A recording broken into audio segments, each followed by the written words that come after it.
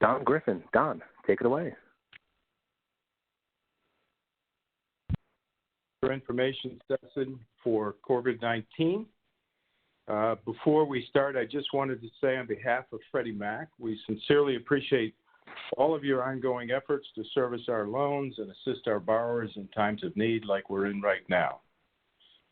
In response to the overwhelming volume of servicer inquiries and questions regarding borrower relief provisions and other policy questions, we're hosting this information session to review recent bulletin announcements and some upcoming bulletin announcements that should help you assist your borrowers.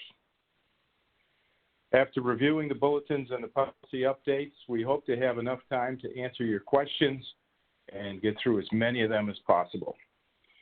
So time is short. We have an awful lot of attendees, over 370 attendees on the line. So I'm going to turn it over to a panel of experts from our servicing policy group, Ben Gottheim and Ryan McGinnis. So Ben and Ryan, it is yours. All right. Thank you, Don. Hey, guys, this is Ben Gottheim from Servicing Policy at Freddie Mac. So I'm going to, you see the agenda here in front of you. We'll talk about a couple different things, which is our bulletin from last week. We also have 2 bulletins that are going to be going out tomorrow. Ryan and I will split those up. We're talking at a fairly high level to make sure that we do get through a lot of this stuff, leaving as much time as possible to get through to your questions. That's what's very important to us, getting those questions, getting that feedback. So if we can go to the next slide. And talk about last week's bulletin. Oh, I guess there's another header slide. So the next slide. Thank you. So last week we put out a bulletin. It was we could go Wednesday along with Fannie Mae about which was our first response to servicing inquiries related to COVID-19. So in that bulletin, which is 2020-4, we announced a number of different things. If any of you have serviced loans that have ever been impacted by natural or man-made disaster, i.e. our disaster policies, a lot of this will look very familiar to you. If you haven't, then it may not. So we did want to go through that. In general, a lot of the stuff that we do is very similar to normal servicing, obviously, but with more flexibilities and different things that we can do to help borrowers who are impacted by such a large-scale event, this being the largest scale possibly that we'll ever see. So our bulletin, provided temporary guidance related to credit reporting, forbearance plans, expanding that, loss mitigation programs like loan modifications that are typically only for disasters, and then suspending foreclosure sales. And then also we did announce as part of that we're suspending evictions as well. However, Freddie Mac manages evictions, so it was not in our bulletin.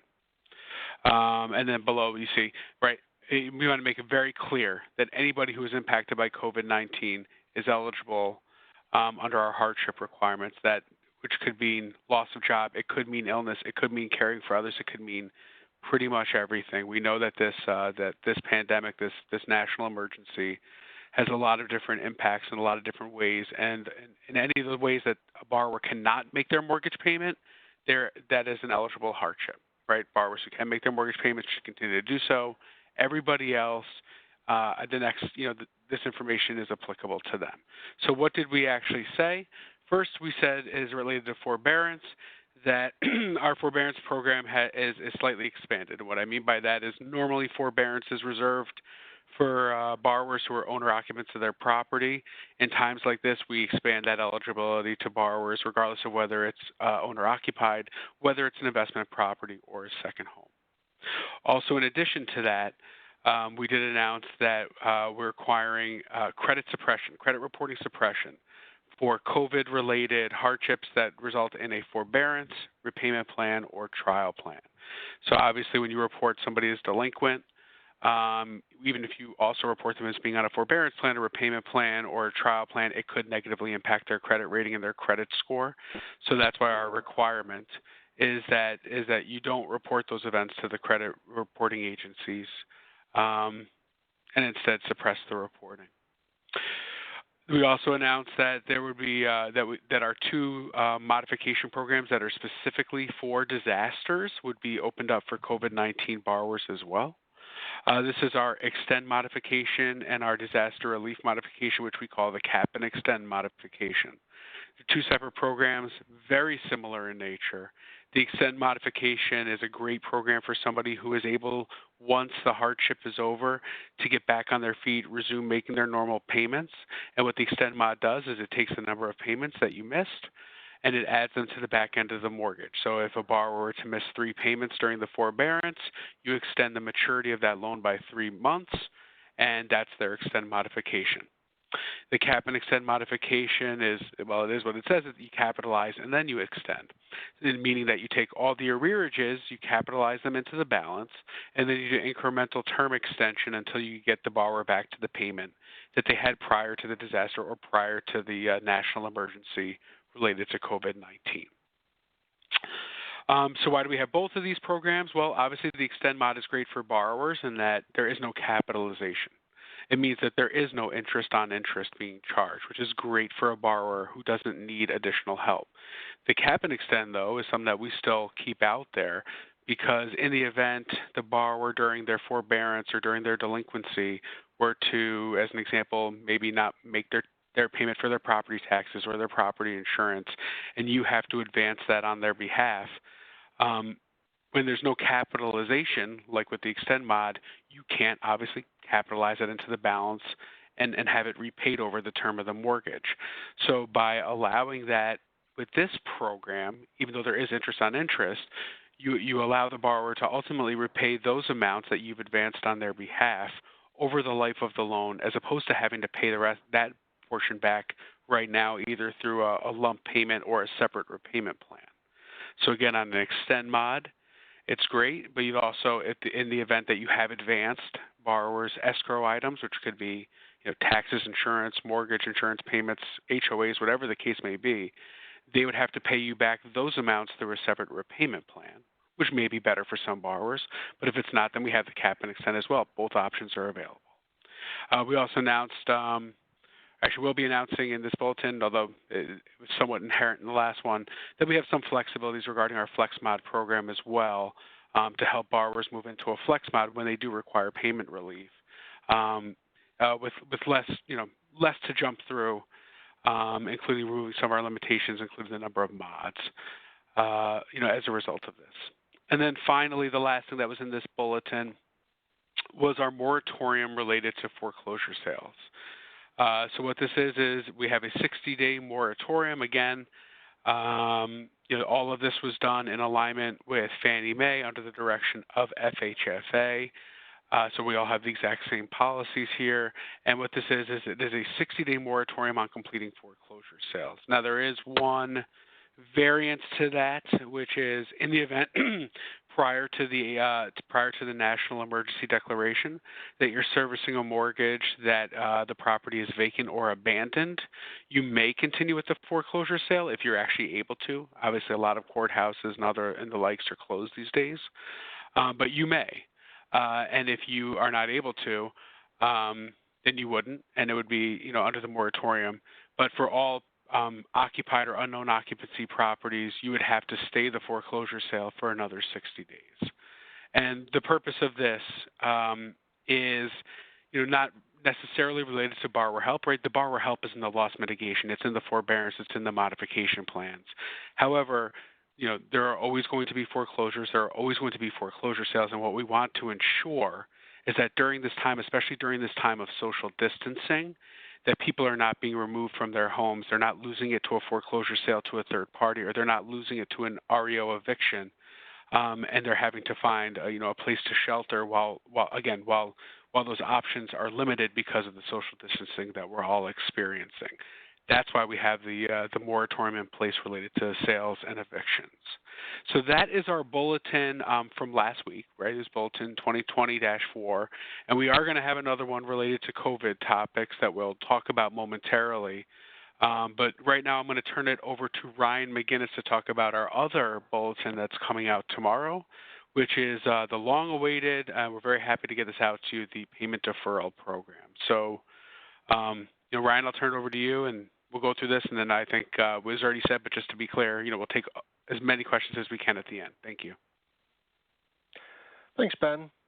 So if we could move forward on the slides to payment deferral. Great, thank you. So we are very excited to announce the payment deferral will be in our regularly scheduled servicing bulletin tomorrow.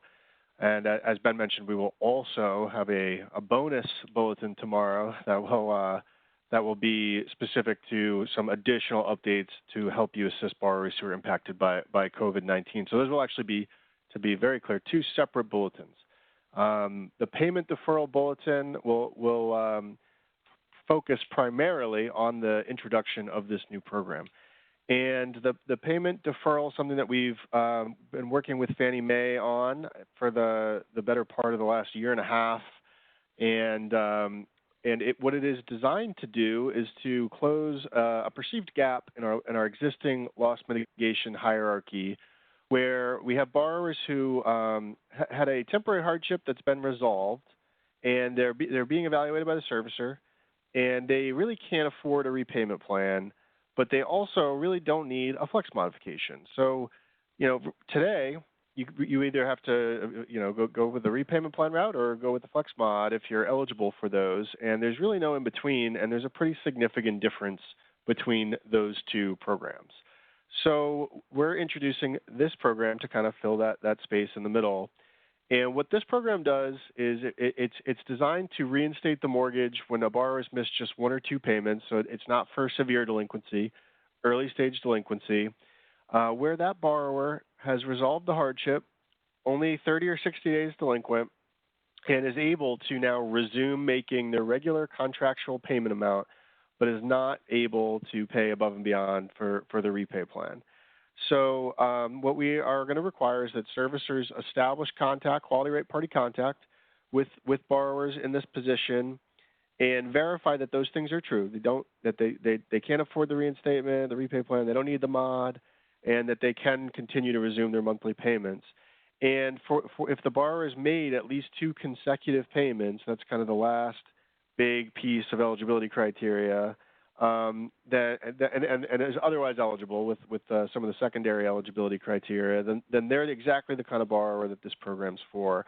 And what you'll do is simply take the one or two missed payments and place the delinquent principal and interest into a deferred balance, so a non-interest bearing balloon that becomes due at the payoff date or maturity date or sale date of the mortgage. So thereby reinstating the borrower with minimal impact to their personal circumstances, but then also minimal impact to the terms of the actual loan. So we're again very excited about this. We think it does address a unique hardship situation we hadn't really been addressing before. It will be available for all mortgage types, so not just fixed rate mortgages, but also ARMs and step rates. And we really think that this will help to assist more struggling homeowners to be able to have a reinstatement.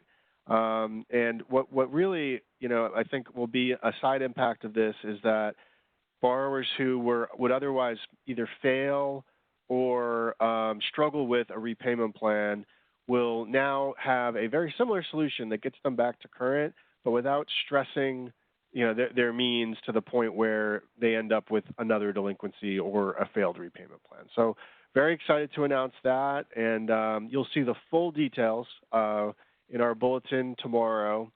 And one of the details that will be in there is how this relates to the COVID-19 situation and how this could help borrowers who are impacted by that pandemic.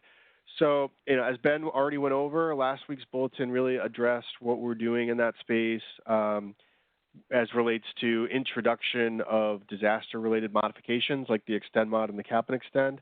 So those will still be in place. What we're going to, where we're going to fit in the payment deferral in our hierarchy is as a relief option, similar to a repayment plan, so that all of our relief options, if you're familiar with our hierarchy, you always evaluate for relief options before you move on to the rest of the hierarchy and what we call workout options, which starts with the flex mod and then the standard short sale, standard deed in lieu. So the payment deferral will fit in with the relief options right after the repayment plan. So you will evaluate borrowers impacted by COVID-19 for all relief options, and if they can qualify for the payment deferral, that's great. If they're unable to qualify based on all of our evaluation criteria, that you still would have the extend mod and the cap and extend mod and the flex mod in our disaster-related hierarchy that we're making available for these COVID-19 impacted borrowers. So it's another tool, another solution that we're offering. It relates both to the COVID-19 situation, but then also to just regular borrowers who, find themselves overcoming temporary hardships and trying to reinstate the mortgage. So that's it for the payment deferral. Happy to answer questions at the end on that. And I'm going to continue on and walk through some additional planned updates for tomorrow as relates to COVID-19. Okay, so the second bulletin for tomorrow, we have a couple of topics to address additional questions and issues that have come up related to our COVID-19 response. The first is for our EDR reporting, and so having a unique identifier to report mortgages impacted by COVID-19.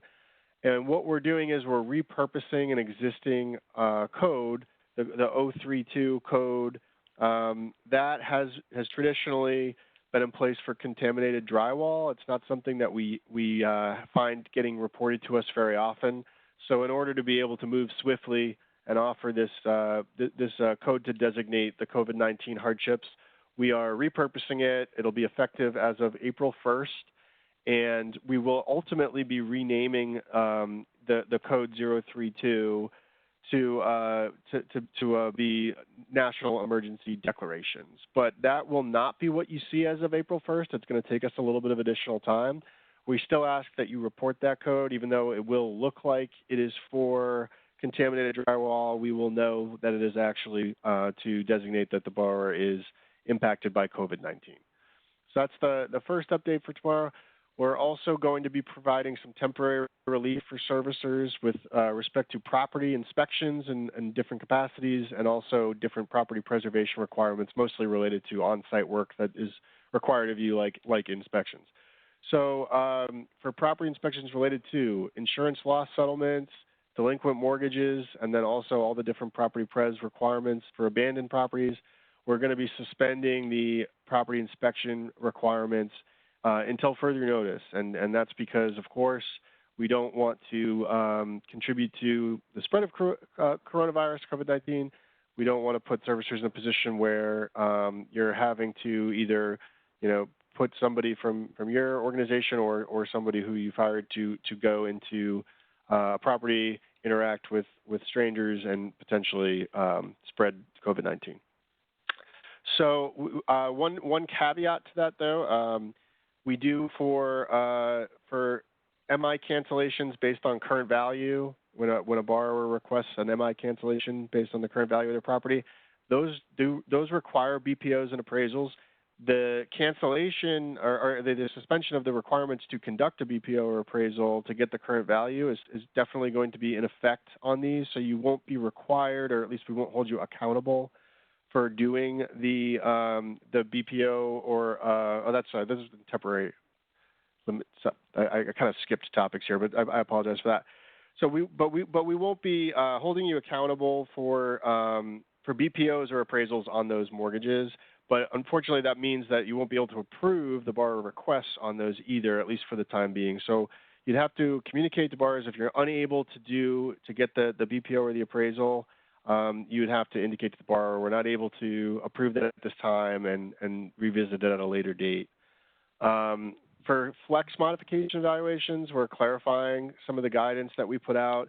Last week, again, we put out the extend mod and cap and extend as resources for borrowers impacted by COVID-19. We also wanted to clarify that if you're evaluating a borrower for a streamlined offer for a flex mod, that those evaluations would also take place under our disaster criteria, which provides for reduced evaluation criteria. And again, check out the bulletin tomorrow for full details on that. For reminders about outreach and collection techniques, we will also be addressing that in the bulletin. It won't include any new requirements, but we've been getting a lot of questions from servicers who have concerns about their ability to keep up with all the calls and outreach requirements that we have in place in the guide, and also for how they can establish that quality right party contact to work with borrowers who need assistance. We have already really accounted for this in our guide, and so what we'll do is point to the existing guidance in section 9102.3a.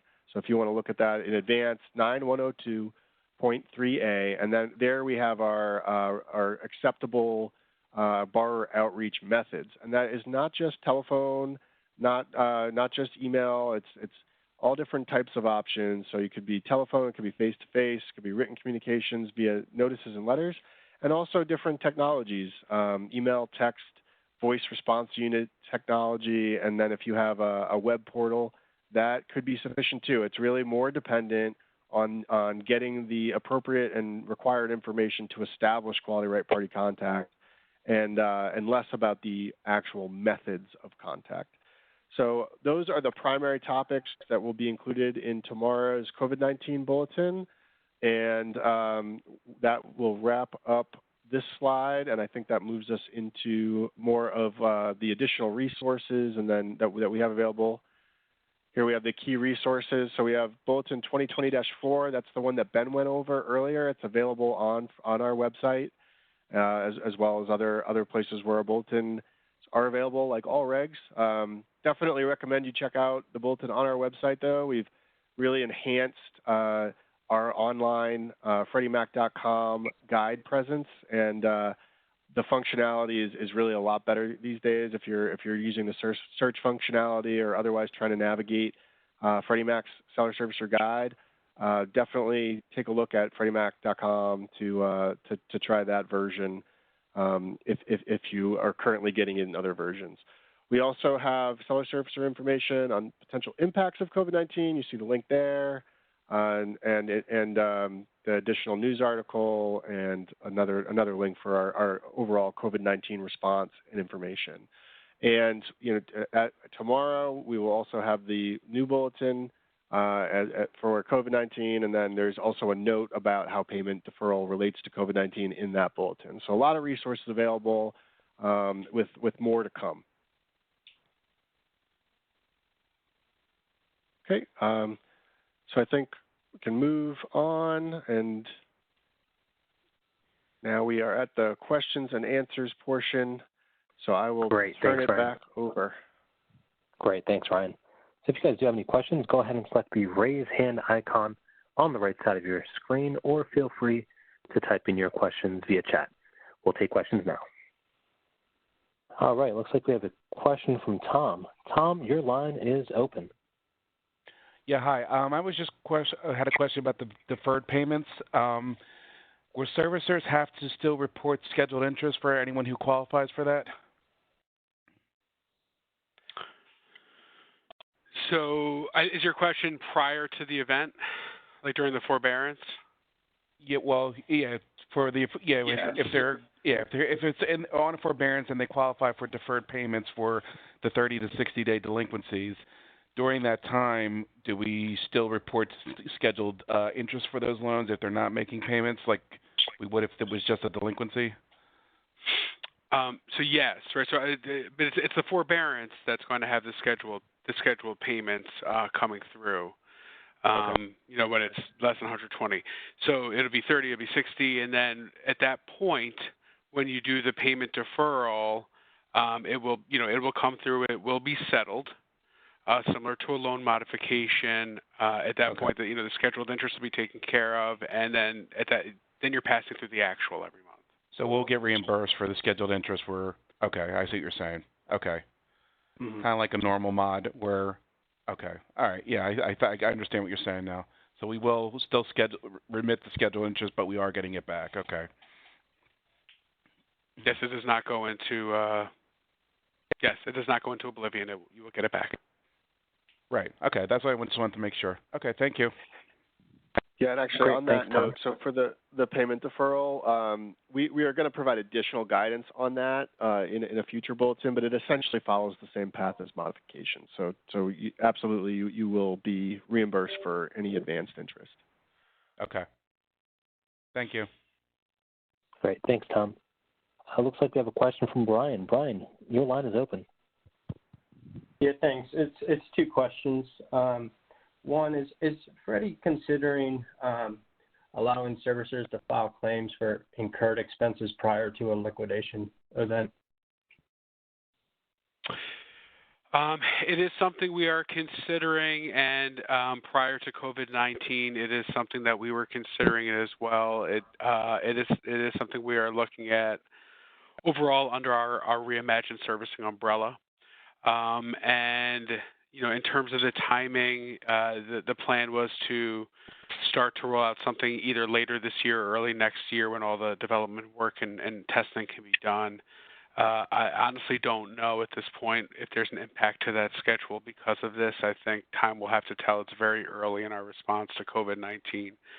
But it is something that we are looking at, and it's something that we will do to the extent that we can. And we just, as soon as we're able to share more information and say it with some certainty, we'll be able to do that. Okay, thanks. And the second question was, has there been any discussion, just for informational purposes, about lifting the 12-month cap on the forbearance plan for these borrowers impacted by COVID-19? So there hasn't been any discussion on that yet, Brian. I think right now we're just really getting started on our response on these things. So, I think just like anything else, when we have a situation like this that comes up, we're acting as quickly as we can to primarily leverage existing options with tweaks to make them more applicable to this situation, and then we'll continue monitoring. And if we get to a point where that is something that we need to look at, we would discuss it. But at this point, we're certainly not at that stage. Makes sense. Thanks, guys. Great. Looks like we have a question from Josh. Josh, your line is open. Yeah, hi. With the suspending of the foreclosure sales, has there been any consideration to waiving the requirement for the demand notices at this time, or no? No, so not at this time. It is something that we're going to continue to monitor. However, right now we're only suspending the foreclosure sales, not any prior actions, acceleration, and the likes.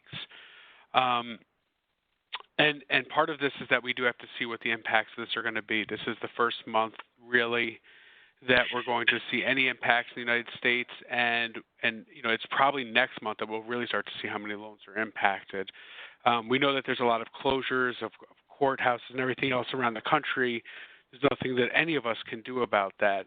But for Freddie Mac, we're not going at this time going to mandate that you stop any other default servicing. We have done things, just as a lesson learned, we have done things like this in the past. Obviously, the situation is different than anything we've ever experienced.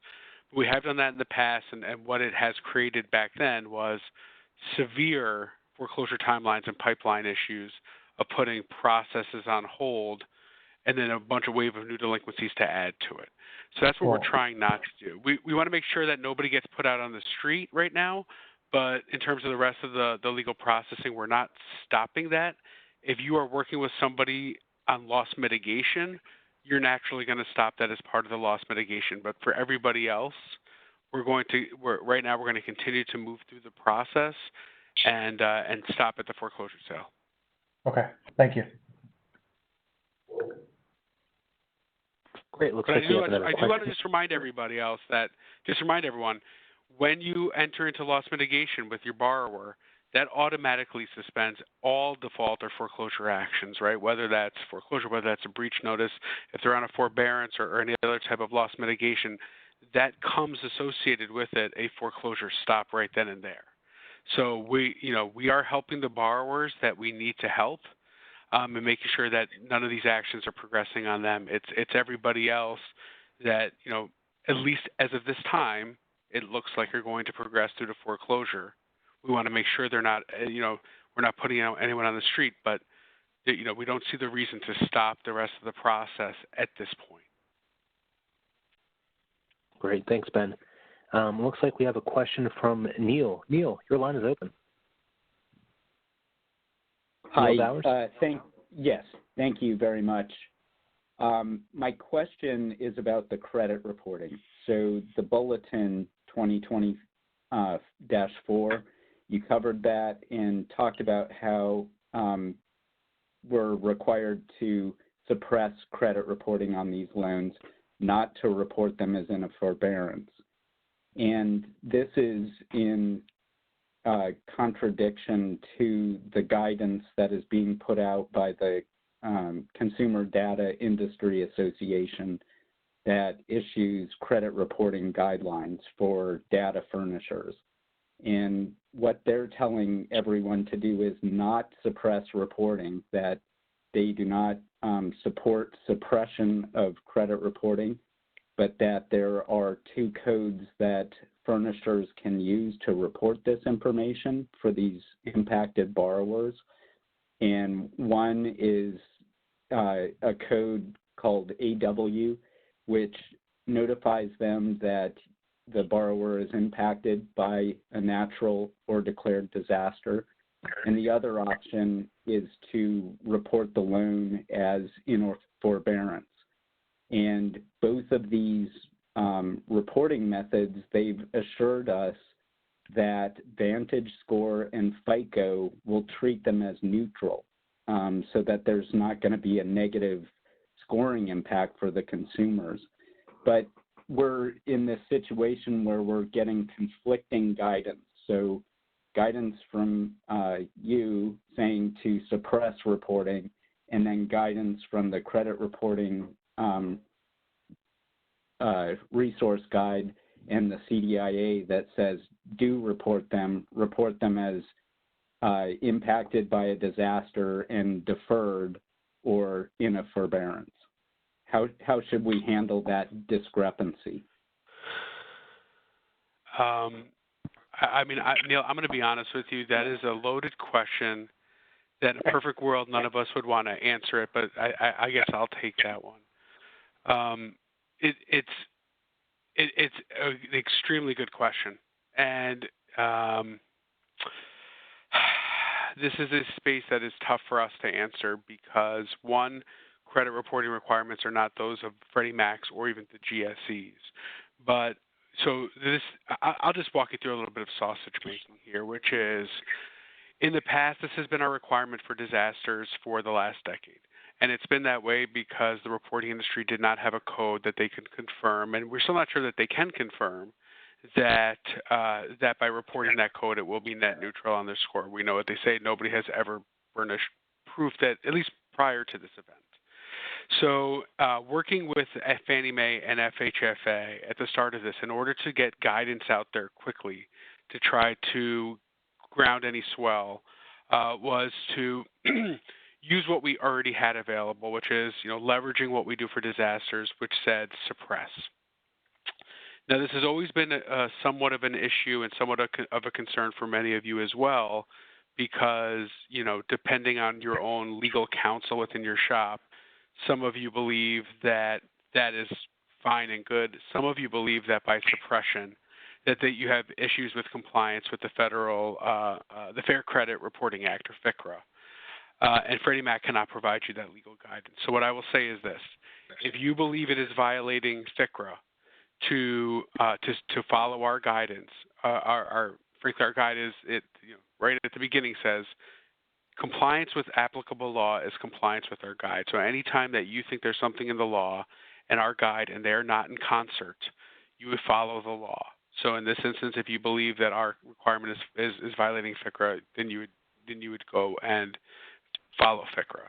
If you don't, then yes, we would want you to suppress that because we're not sure what the right way to do this is. The reality is it's a long-term conversation with a lot of analysis that needs to happen with a lot of different parties. And given how quickly this rose up and the need to get something out there, we didn't have enough time to really delve into whether these codes are good to report or not. So under FHFA's direction, both us and Fannie made an announcement to suppress credit reporting. And that's the answer of why we say it. Thank you very much. I appreciate that. Great. All right, looks like we have a question from Nicholas. Nicholas, your line's open. Hi. My question is in referring to the transition looking forward from the forbearance to the permanent solution. Can you please clarify the timing that Freddie Mac expects in terms of attempting to convert these forbearances to permanent workouts in the case where QRPC has not been established in the 30 days prior to the final month of the forbearance plan. Based on guide section 9203, if the QRPC is not achieved by servicers, we should be soliciting for a workout or offering a streamlined modification if the borrower meets that criteria. However, section 9206.6 prohibits the solicitation of otherwise eligible loans for streamlined flex modification if the loan is currently performing under another plan, such as a forbearance plan. So my question is basically twofold. A, can the borrower be considered as performing if they are on a plan that requires no payments to actually be made, so like a zero payment forbearance, as is typical with the disaster of this COVID-19 situation? And B, would policy prohibit then the solicitation of said borrower within the last 30 days of that zero payment forbearance plan to allow for a seamless transition, potentially from this temporary relief solution into a permanent reinstatement program, understanding that this excludes disaster forbearances, which this pandemic currently does not technically fall under? Great question.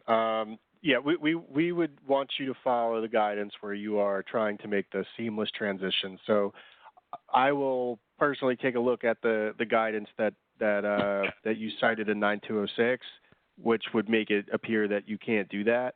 And but just know, if you are soliciting borrowers in those situations, you certainly will not be cited for any failure to adhere to our guidance. Well, thank you. All right, great. Looks like we have a question from Kimberly. Kimberly, your line is open. Okay, thank you. I basically, my question may be a little bit more complex, only because with being in the state of New York and the governor mandating the 3-month deferral, will that give our borrowers the deferral mod as an option? Because Ryan, I think you only mentioned 1 to 2 months. So really quickly, and I apologize, I'm going to pull it up right now because I just got it. So New York State Department of Financial Services, there's two answers to that. Number one, New York State Financial Services came out with a regulation based on Governor Cuomo's statement today. And in that regulation, it excludes GSE loans. So, you know, in terms of government insured or GSE loans, we are excluded from that regulation. So that's one thing.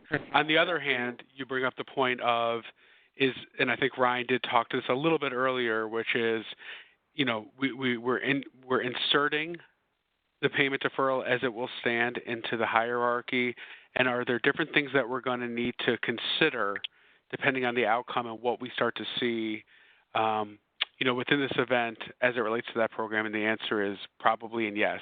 But in terms of what Governor Cuomo put out and the New York State Department of Financial Services regulations, we are excluded from that.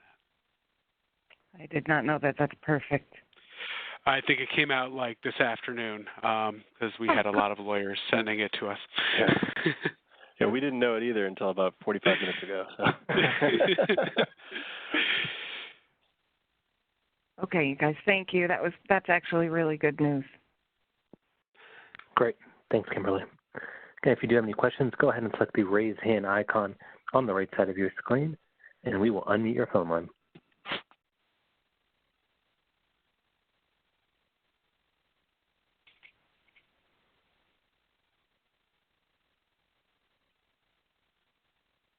So another thing I did see in the chat was many customers confused deferral with debt forgiveness. We need to publicize the difference. It was more of a comment. Mm-hmm. Yeah, I mean, I think there certainly was a strong reaction to the word choice in some of the recent comments made. You know, I think Governor Cuomo's being one of the comments, and we are working to make sure we're as clear as we can be. I think with tomorrow's announcement of our payment deferral, it will be very clear that that's not what we mean, and that what we mean is that it's the creation of a deferred balance, and that money is still owed to us. Great. Another thing that came in the chat was, are there any suspensions on scorecards, or is that business as usual?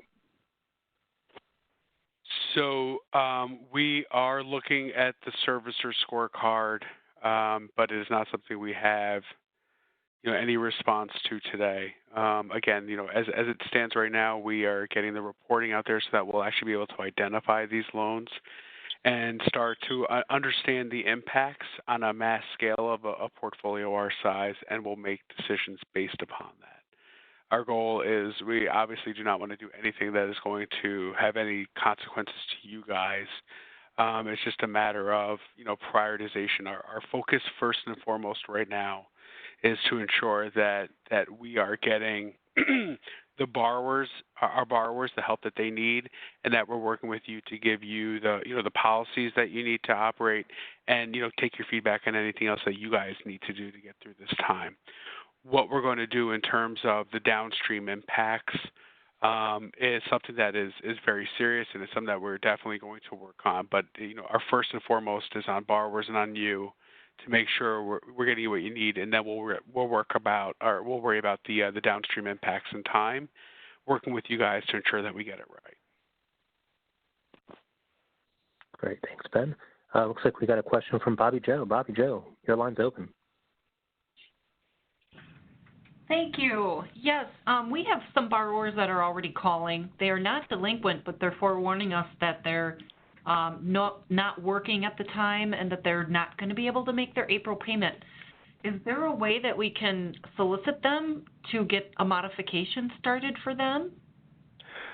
Hey, Bobby, so this would be more appropriate for a forbearance for a borrower who, is current but who has an interruption to their work. Right. We would consider that to be a temporary hardship, and we don't have any restrictions on delinquency for approving a forbearance. And sometimes there's some confusion around that because you don't report the forbearance to us until the borrower's already missed a payment. But you can provide the agreement to the borrower and evaluate them in full for that forbearance option, and just report it to us, once the first payment has been missed or the reduced payment has come in, and the borrower officially becomes a month past due. So our preference and our requirements really for temporary hardships are to start with forbearance, and then once the temporary hardship has been resolved or turns into a permanent hardship, that's when you'd start looking at the more permanent solutions like loan modifications. Okay, so let me ask you this. Is there a section in the guide that goes over this process that covers what we need to do?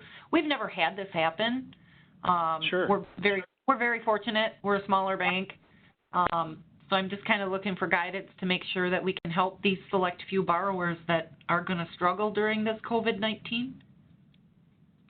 Certainly, yeah. So we have our evaluation hierarchy in the guide, which could be one you'd want to look, and that, give me 1 second, 920.2, and that provides kind of the order of evaluation for all Freddie Mac relief and workout options. Okay. And within that section, it will back to all the different requirements we have that are available that we consider to be reinstatement and relief options. And those are the ones that we want you to start with evaluating for, and that's in Chapter 9203. Okay. And that includes forbearance, repayment plans, and it will also include the new payment deferral. Okay, thank you. And also, and Ryan, this is Sujatha and Freddie. We are going to have some training made available very shortly. We're working hard and fast to make sure that it becomes available. So keep checking back on our single family page. We'll give you updates. I'm actually hoping we'll have something set up pretty soon for you guys. That would be wonderful. Well, and Sujatha, training and other reference materials is as fast as we can get them out, right? Yes. Okay. Because we know the guide is very dense, and it's dense for a reason. Because as you start to read through it, it's everything from what is it to how do you apply it to how do you underwrite it to how do you settle it. It's very dense. So the more that we can give you in a more streamlined, yes, we're working on that now as well, and we'll get everything as quickly as we can. That's great. Thank you so much, you guys. Great. Next question I have is from Carrie. Carrie, your line is open. Yes, this question is about is there any talk at Freddie Mac with FHLB and Fannie and Jenny perhaps in looking at this situation much in the way that we look at designated disasters areas in the Stafford Act and granting relief to servicers on how we report these, how they affect our delinquency percentages, ability to remain securitized, remittance assistance, so on and so forth? The answer is yes. We are thinking about it very much. And that's probably the most definitive thing I can say about that. It is something that, you bring up the Stafford Act and the likes and stuff that Ginnie and the Federal Home Loan Banks have done before. It's not the GSEs have done. It's not something that Freddie Mac has done in the past, at least as far as I'm aware, in our 50 years of existence. So it is something that we're absolutely thinking about, and a lot of people are spending a lot of hours, including most of this past weekend, and I'm sure weekends to come, figuring this out. It's a big deal.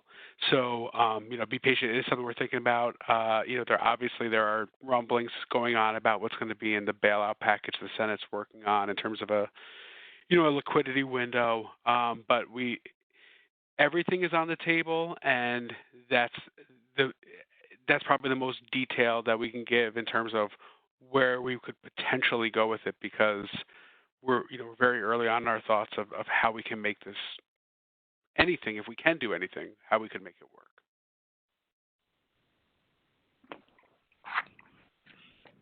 Great. Thanks for the question. Next question that we have is from Michelle Franklin. Michelle, your line is open. Thank you. I'm from a bank in New York, and we have been inundated with customers calling, not being able to make payments starting in April. Are we able to offer them a 1 to 3 month forbearance and then in return put that into a cap or extend mod? Yeah, so the way that we do our forbearance is that once you verified the hardship reason with the borrower, it's not based on documentation or anything like that. You just have to have a conversation with the borrower or communicate with them in any of the acceptable ways I referred to earlier. And once you've just determined that there is a hardship, they're eligible for forbearance, you can put that borrower onto a forbearance plan for up to 6 months. That's at your discretion. It doesn't have to be 6 months, but it can be up to a 6-month period, provided that the overall delinquency doesn't exceed 12 total months.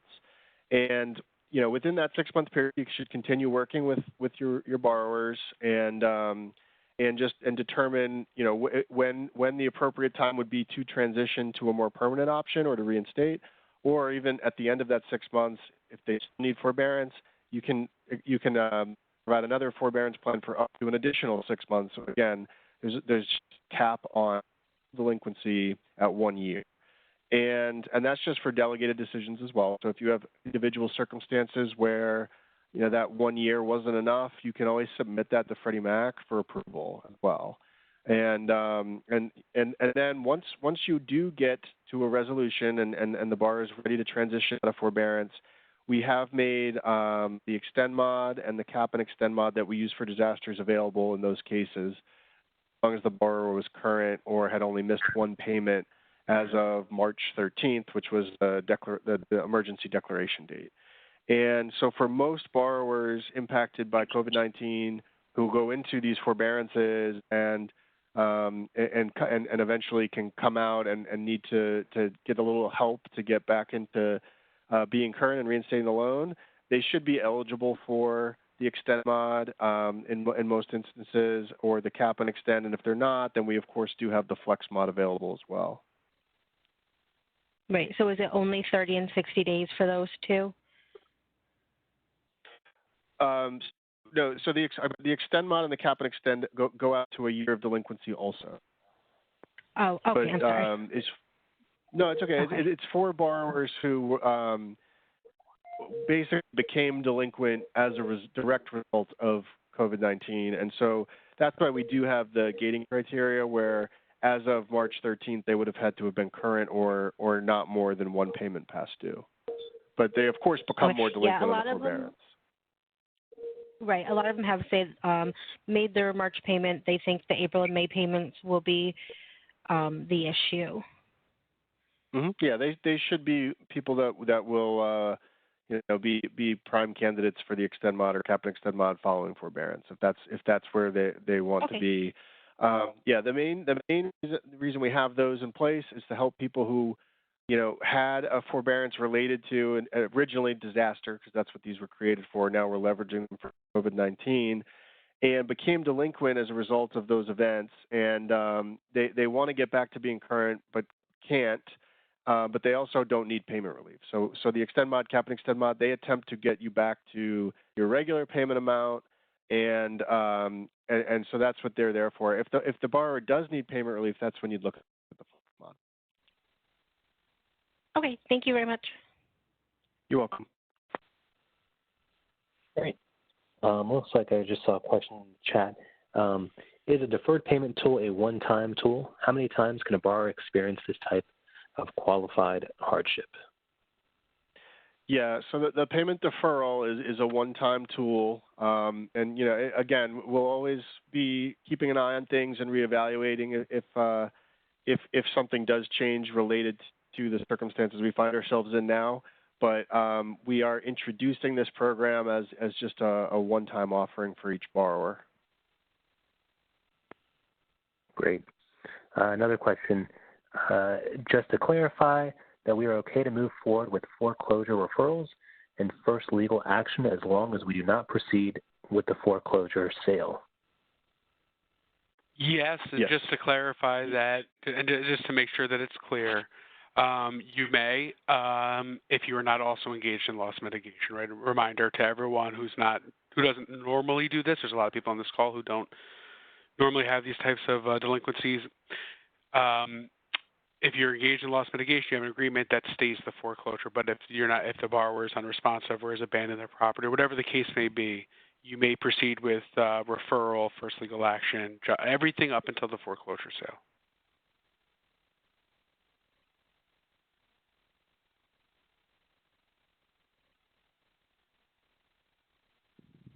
Great. Looks like we have a question from Jesse. Jesse, your line is open.